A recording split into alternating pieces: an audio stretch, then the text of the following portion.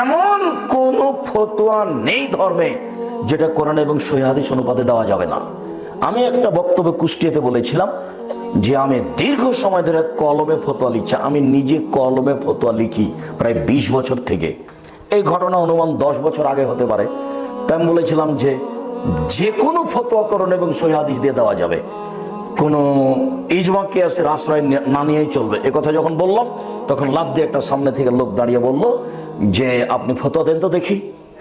দুইটা মেয়ে একসাথে জমা ধরে আছে, দুইটাই মেয়ে, পূর্ণ যুবতী, দেখতে সুন্দরী, পেশাব পায়খানা একসাথে হয়, অঙ্গ প্রত্যঙ্গ ভিন্ন ভিন্ন, কিন্তু গাটা গায়ের সাথে লাদানা লালেহার লাদানের মতো। মনে পড়ে কি আপনাদের? এইরকম দুইটা মেয়ে। তো এখন এদের বিবাহের সময় এসেছে, বলেন বিবাহ কিভাবে দিতে হবে? ও আমাকে আটকাচ্ছে।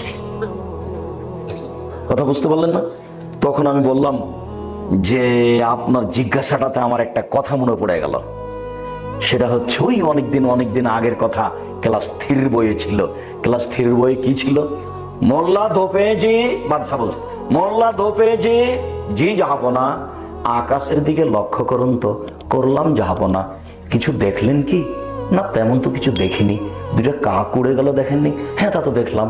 এইবার বলেন এদেশে কতটি কাক আছে? 9,09,999। যদি কম হয় তাহলে বেড়াতে গেছে, আর যদি বেশি হয় বেড়াতে এসেছে। মাপে তো আর হিসাব করেনি পৃথিবীতে। আচ্ছা আচ্ছা, ঠিক ঠিক ঠিক ঠিক।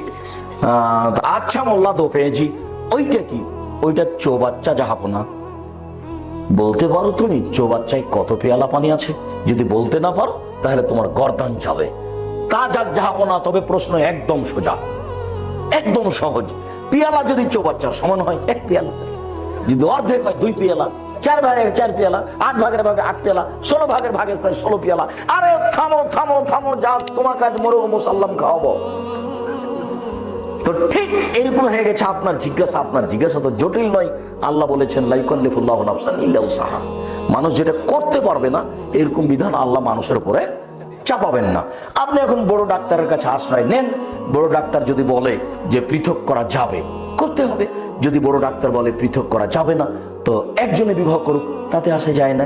এবার আপনি দেখান কে বিবাহ করতে চাচ্ছে, মেয়ে দুটি কোথায়? কোনো পথ নাই। যে কোনো ফতোয়া আমার 20 বছরের অভিজ্ঞতা বলছি, আমার 20 বছরের অভিজ্ঞতা বলছি, যে কোনো ফতোয়া কোনো ফেকার আশ্রয় নিতে হবে না ইনশাআল্লাহ।